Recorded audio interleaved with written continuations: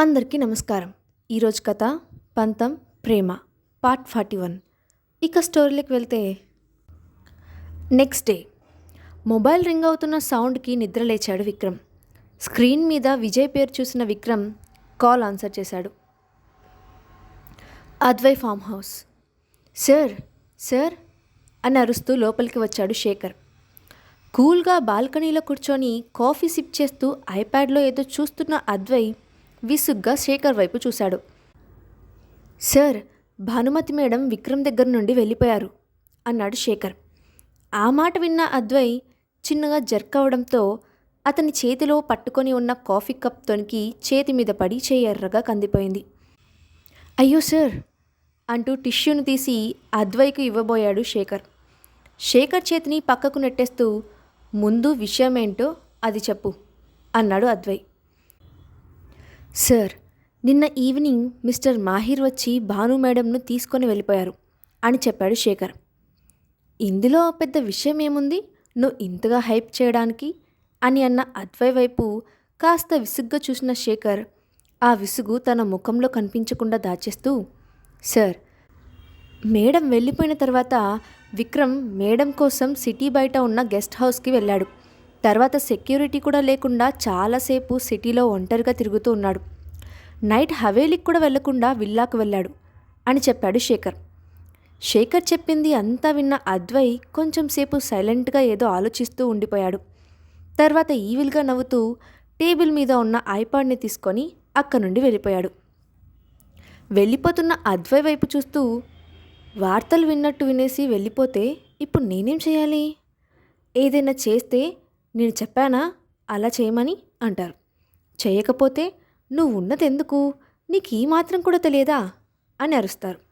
ఎలుక వండు నువ్వు తిను అన్నట్టుగా ఉంది సార్వాలకం అని అనుకుంటున్న సమయంలో ఫోన్ రింగ్ అవడంతో కాల్ ఆన్సర్ చేసిన శేఖర్ ఫోన్లో మాట్లాడి కాల్ కట్ చేసిన తర్వాత, బ్రతికించవరా బాబు, అడిగితే వర్క్ కోసం బయటకు వెళ్ళానని చెప్తాను అని అనుకుంటూ అక్కడి నుండి బయటకు వెళ్ళిపోయాడు శేఖర్.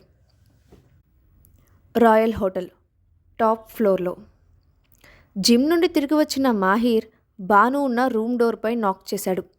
కానీ లోపల నుండి ఎటువంటి సమాధానం లేకపోవడంతో వెంటనే రూమ్ డోర్ ఓపెన్ చేసుకొని లోపలికి వెళ్ళాడు మాహిర్. రూమ్ లోపల భాను కనిపించకపోవడంతో వెంటనే భాను మొబైల్కి కాల్ చేశాడు మాహిర్. మొబైల్ రింగ్ అవుతున్నా అది తను ఉన్న చోటు నుండి వినిపిస్తుండడంతో ఎక్కడి నుండి వస్తుంది అని వెతుకుతున్న మాహిర్కు బెడ్ పక్కనే రింగ్ అవుతూ కనిపించింది మొబైల్.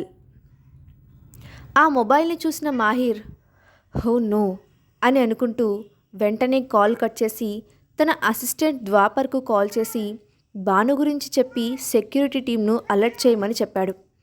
ఓకే సార్ అని చెప్పి కాల్ కట్ చేసిన ద్వాపర్ 5 నిమిషాల తర్వాత మాహిర్కు కాల్ చేసి, సార్, చిన్న మేడం మీరు జిమ్కి వెళ్ళిన తర్వాత బయటకు వెళ్ళిపోయారు.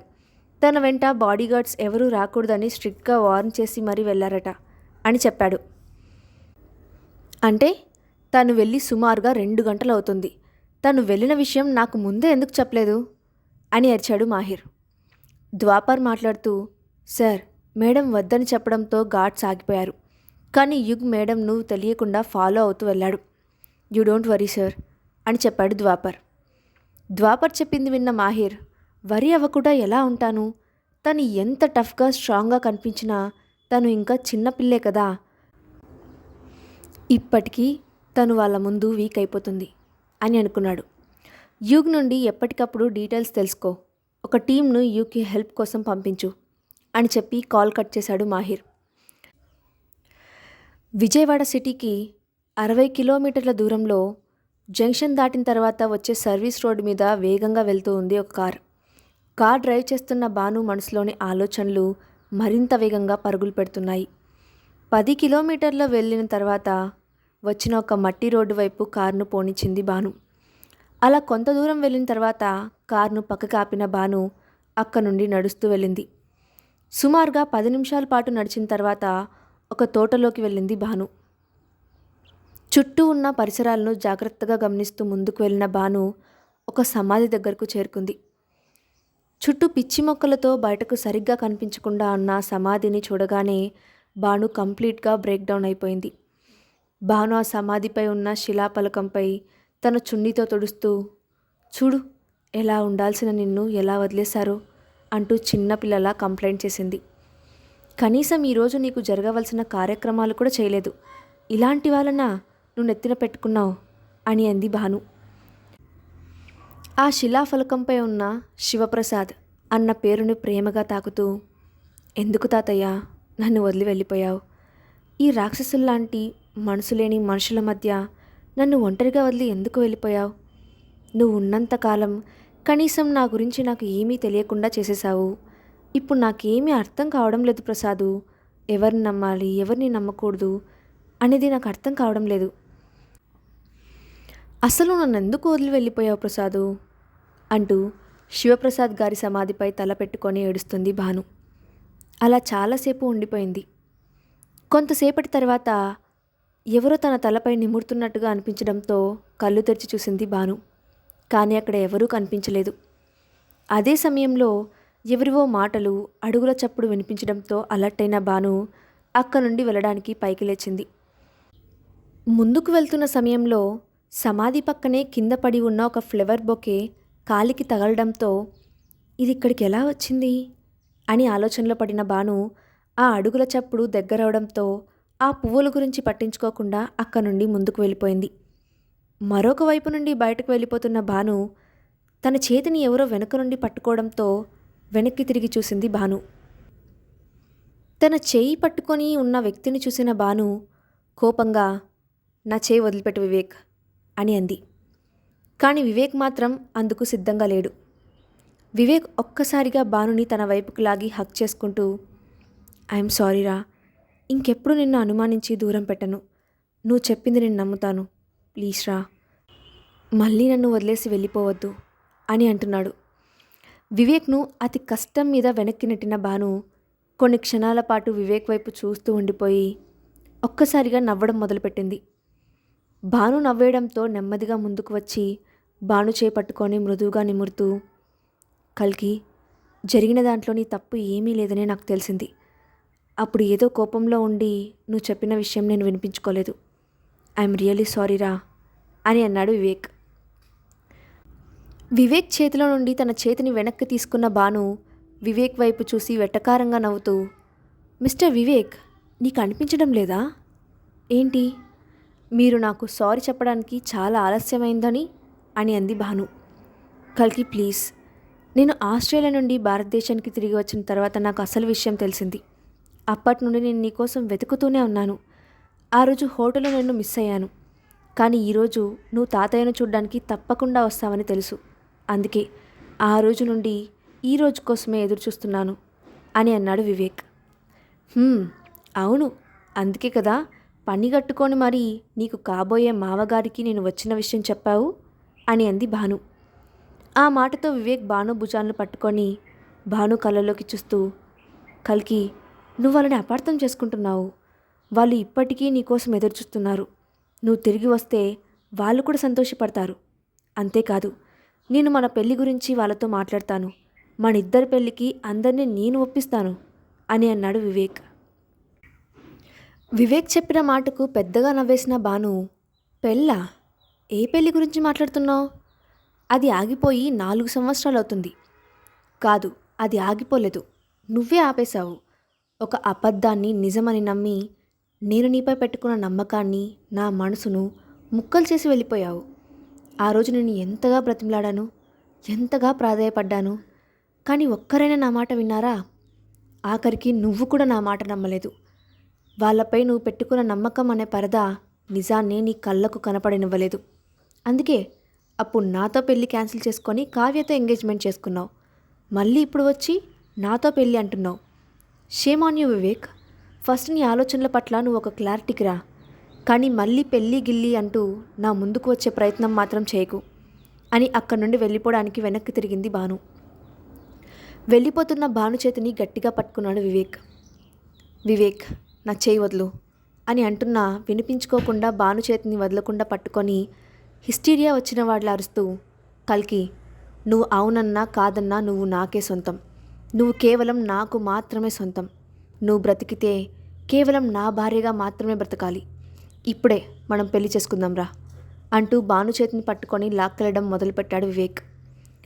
వివేక్ చేతి నుండి తన చేతిని విడిపించుకొని వివేక్ చెంప మీద లాగి పెట్టి కొట్టింది భాను. భాను కొట్టిన దెబ్బతో సైలెంట్గా భాను వైపు చూస్తూ ఉండిపోయాడు వివేక్. అప్పుడే వివేక్ చూపు భాను మెడలో ఉన్న మంగళసూత్రాల మీద పడింది.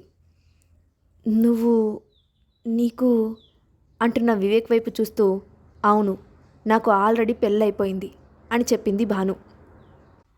భాను మెడలో ఉన్న తాళిని చూడగానే, దిస్ కెనాట్ బి ట్రూ కల్కి, ఇది అబద్ధం అని చెప్పు అని అన్నాడు వివేక్. వివేక్, నీతో వచ్చిన ప్రాబ్లం ఇదే. ఎదురుగా ఉన్న నిజాన్ని ఎప్పుడూ ఒప్పుకోవు నువ్వు. ఒకప్పుడు నేను ఏ తప్పు చేయలేదు అన్నా వినిపించుకోలేదు. ఇప్పుడు నేను మరొకరి భార్యనని చెప్తున్నా నమ్మడం లేదు. కానీ ఇప్పుడు నాకు నీ నమ్మకంతో ఎటువంటి పని లేదు. ఇప్పుడు నేను మిస్ కల్కి కాదు, మిస్సెస్ కల్కి. నువ్వు ఒప్పుకున్నా లేకున్నా ఇదే నిజం అని చెప్పి అక్క నుండి వెళ్ళిపోయింది భాను. భాను చెప్పింది విని షాక్లో ఉన్న వివేక్ తేరుకునే లోపలే భాను కనపడకుండా పోయింది. వివేక్ దగ్గర నుండి కార్ దగ్గరకు వచ్చేసింది భాను. భాను కార్ దగ్గరకు వచ్చే సమయానికి కార్ పక్కన పొజిషన్లో నిలబడి ఉన్నాడు యుగ్. అక్కడికి కొంత దూరంలో కొంతమంది సెక్యూరిటీ గార్డ్స్ కూడా ఉండడంతో వాళ్ళ అందరి వైపు సీరియస్గా చూసిన భాను, ఎవరిని నాతో రావద్దని చెప్పాను కదా అని కోపంగా అరిచింది. కానీ ఎవ్వరూ ఏమీ మాట్లాడలేదు. సైలెంట్గా వచ్చి కార్ డోర్ ఓపెన్ చేశాడు యుగ్. విసుగ్గా యుగ్ వైపు చూసి కార్లో కూర్చుంది భాను. భానుని చూసి చిన్నగా నవ్వుకుంటూ కార్ స్టార్ట్ చేసి పోనిచ్చాడు యుగ్. వాళ్ళ వెనకే బాడీగార్డ్స్ కూడా. మట్టి రోడ్డు దాటి సర్వీస్ రోడ్ మీదకు ఎంటర్ అయ్యాయి భాను వాళ్ళ కార్లు. వాళ్ళ కార్లను దాటుకొని జంక్షన్ వైపుగా వెళ్తున్న ఆ కార్ల వైపు సునిశ్చితంగా పరిశీలించి చూస్తూ, ఇటువైపు నుండి ఇటువంటి వాళ్ళు కార్లు రావడం ఏమిటి అనుకున్నాడు ఆ కార్లో కూర్చొని ఉన్న మధ్య వయసు వ్యక్తి. అప్పుడే అతని కార్ డోర్పై నాక్ చేసిన శబ్దానికి తన ఆలోచనను పక్కన పెట్టేసి కార్ గ్లాస్ను డౌన్ చేశాడు అతను. సార్, సుమారుగా 13 సంవత్సరాల క్రితం 9 నుంచి 10 సంవత్సరాల వయసున్న ఒక పాపను తీసుకువచ్చారని తెలిసింది. ఆ పాప పేరు కల్కి. కల్కి అన్న పేరు వినగానే అతని మనసు ఆనందంతో నిండిపోయింది. అయితే నా కూతుర్ని నాన్న సేవ్ చేశారన్నమాట అనుకున్నాడు శివప్రసాద్ గారి ఒక్కగానొక్క కొడుకు ఓంకార్. ఏదో ఆలోచనలో ఉన్న ఓంకార్ వైపు భయంగా చూస్తూ, సార్ అని అన్నాడు ఓంకార్ ఇన్ఫార్మర్. నువ్వు కంటిన్యూ చెయ్యి అని అన్నాడు ఓంకార్. సార్, ఆ పాపను కేశవ్ గారి కూతురుగా పెంచారు. కానీ శివప్రసాద్ గారు చనిపోయిన తర్వాత కల్కి మేడం ఇల్లు వదిలి వెళ్ళిపోయారట. ఇప్పుడు ఎక్కడ ఉన్నారో కూడా తెలియదు ఎవరికి. సరే, కల్కి గురించి పూర్తి డీటెయిల్స్ తెలుసుకో అని అన్నాడు ఓంకార్. సార్, ఇందులో ఒక ప్రాబ్లం ఉంది అని అన్న ఇన్ఫార్మర్ వైపు సూటిగా చూస్తూ, ఏంటది అని అన్నాడు ఓంకార్. సార్, అదేంటంటే కల్కి మేడంకి సంబంధించి ఎటువంటి క్లూ దొరకలేదు సార్. ఒక చిన్న ఫోటో కూడా ఎక్కడా లేదు. ఎవరో కావాలని ఇదంతా చేశారని అనిపిస్తుంది సార్ అని అన్నాడు అతను. ఏం చెప్తున్నావు నువ్వు? కల్కి గురించి తెలుసుకోవడం నీ వల్ల కాదు అని అంటున్నావా అని అన్న ఓంకార్ వాయిస్లోని బేస్కు భయపడిన అతను, లేదు సార్, నేను చెప్పేది ఏంటంటే మేడం గురించి తెలుసుకోవడానికి కొంచెం టైం పడుతుంది అని అన్నాడు అతను. త్వరగా తెలుసుకో. వాటితో పాటు కేశవ్కి సంబంధించిన ప్రతి డీటెయిల్ను నాకు ఎప్పటికప్పుడు అప్డేట్ చేస్తూ ఉండు అని అన్నాడు ఓంకార్. తర్వాత ఏం జరిగిందో నెక్స్ట్ పార్ట్లో చూద్దాం. అండ్ ఈ స్టోరీ అప్డేట్ ఎలా ఉందో కింద కామెంట్ బాక్స్లో మీ ఒపీనియన్ని షేర్ చేయండి. Thanks for watching.